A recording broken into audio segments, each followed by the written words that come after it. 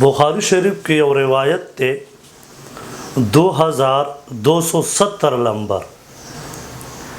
अबू हुरैरा रज़ियल्लाहु ताला अन्हु फरमाई कि नबी अलैहिस्सलातु वस्सलाम फरमायल कि अल्लाह रब्बुल इज़्ज़त पखपल फरमाई, यानी हदीस कुदसी दा कि द क़यामत पर ورځ به अल्लाह रब्बुल इज़्ज़त د دریو کسانو پخپل مدعی جوړیږي، یعنی داغي خلاف بکئی.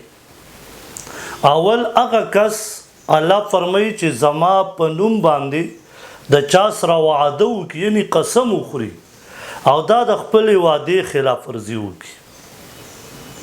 دویم هغه کس چې آزاد سړی خلق قرض کړي، لکه اوس وخت کې یو کس چاته ټارګټ کول چې دا مړ که دومره پیسې بدله درکړم، پخوا غلامانو اوس دغه شی دی. او دریم هغه کس